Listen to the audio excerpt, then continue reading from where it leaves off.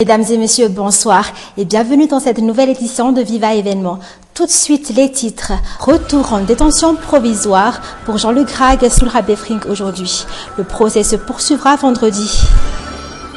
Solidarité entre simples citoyens et journalistes aujourd'hui durant le procès des 2 journalistes de Madagascar matin. Les citoyens sont venus nombreux pour soutenir la cause. Les Reporters sans frontières renforcent la lutte. Une libération immédiate des journalistes de Madagascar matin doivent se faire le plus vite possible. La grève continue à Akatsu. Les demandes des étudiants ne sont pas toujours satisfaites.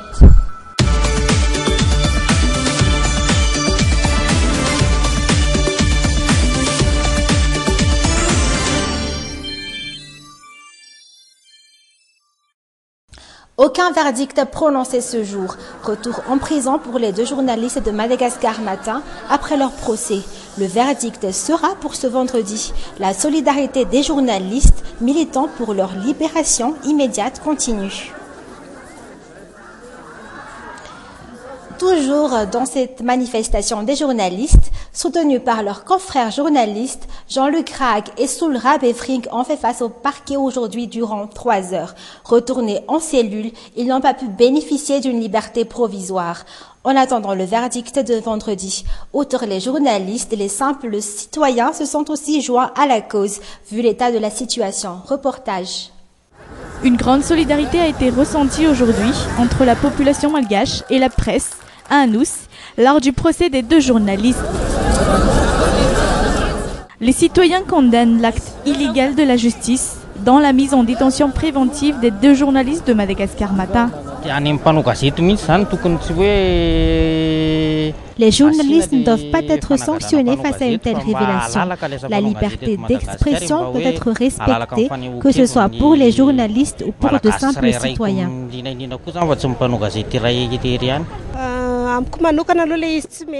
Pour moi, cet acte ne peut être accepté. Tout le monde doit être libre de s'exprimer. C'est ça la démocratie.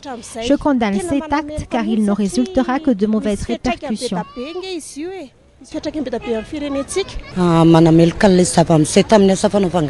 Moi aussi je condamne cet acte car si ça continue, le pays demeurera toujours dans le mensonge. Je prends la partie des journalistes car c'est leur droit de relater des faits au public.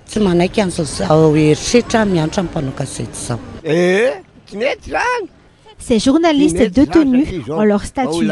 Une condamnation de la sorte n'est pas tolérable. Le gouvernement connaît la véracité de ces faits. Voilà pourquoi ils les ont condamnés. C'est une sorte de dictature. Il n'y a aucun respect de la liberté d'expression. C'est injuste que 7 mois après son accès au pouvoir, le gouvernement opte pour de telles actions. Journalistes, citoyens et politiciens sont venus nombreux devant le palais de justice pour soutenir la cause de ces 2 journalistes de Madagascar matin.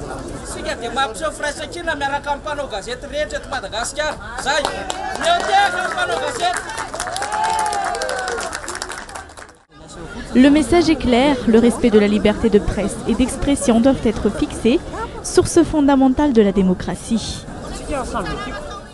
Aucune pitié de la part des Reporters sans frontières. La détention préventive des 2 journalistes de Madagascar matin est pour eux un acte illégal.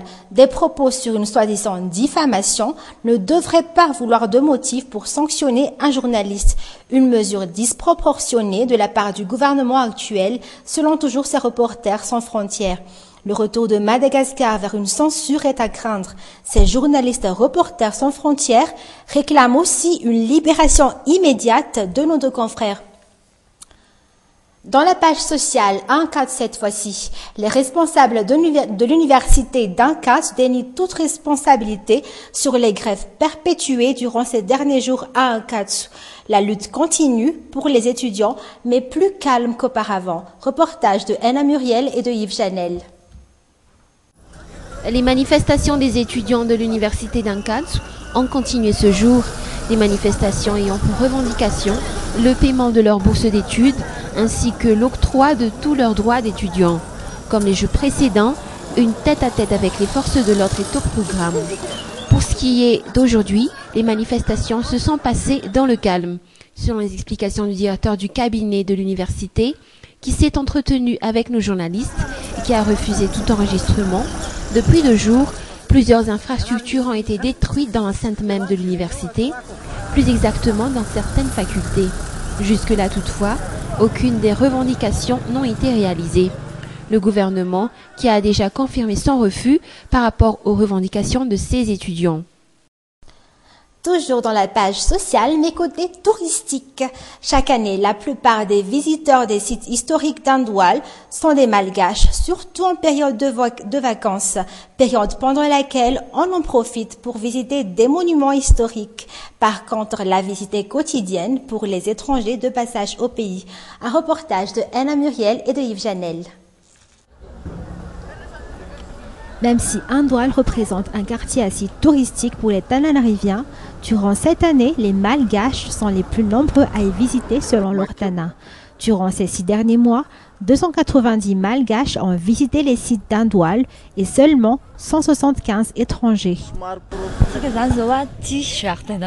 Nous sommes ici à la place d'Andoual, appelée aussi Jardin d'Andoual. Si on y remonte un peu, on atteint le musée d'Andafiavaraj. Et si on remonte ici, on se retrouve à Batbevans et à Taatsrou. Néanmoins, les agences touristiques essaient toujours d'attirer la clientèle par la création de nouvelles perspectives. Le but de cette année est d'augmenter de 70% les citoyens malgaches à visiter ces sites.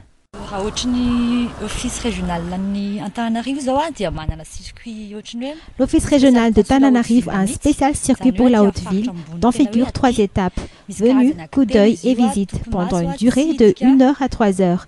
Sinon, durant les vacances, les visites se fassent d'une manière plus distractive. Il y aura des jeux de société, tels que le Fanourn. Ces distractions se feront au jardin d'Andarim et au jardin d'Andoual.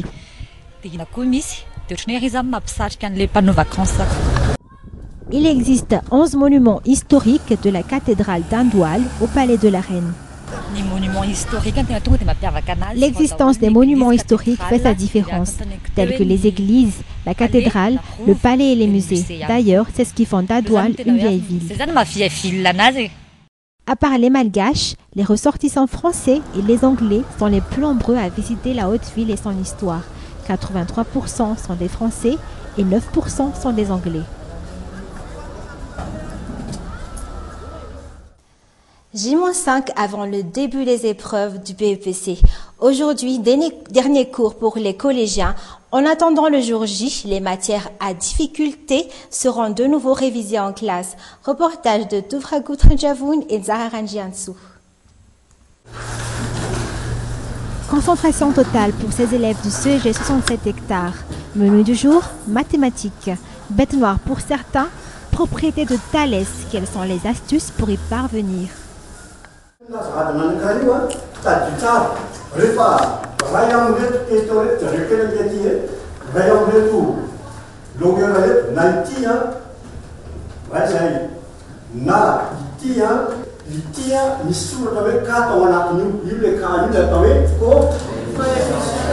Coefficient de réduction, du coefficient de réduction, il y a une propriété en Thalès. Pour Anita, les révisions sont quasi journalières. Chaque soir, les matières apprises le jour doivent être revues.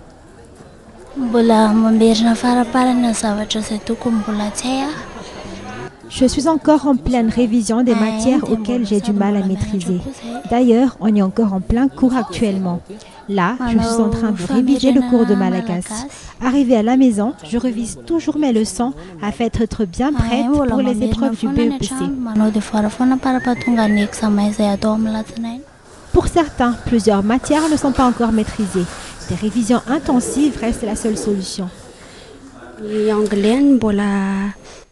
L'anglais me pose encore un problème, surtout le writing.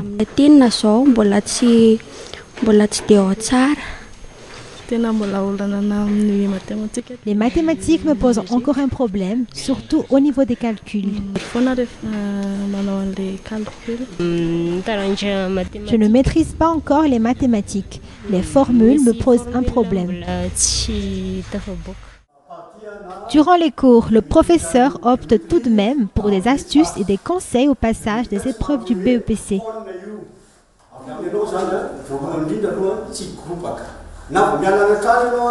Il ne faut pas se précipiter.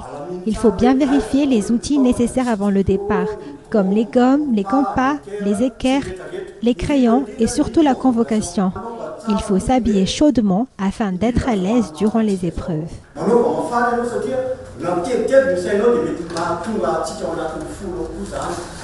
4 jours d'épreuve donc pour ces jeunes et une de plus pour les candidats à l'épreuve écrite de l'EPS. Comme on dit, bonne chance à tous. Et c'est la fin de ce journal. Je vous remercie de nous avoir suivis jusqu'à la fin. Je vous souhaite une excellente soirée, toujours en compagnie de Viva. Au revoir.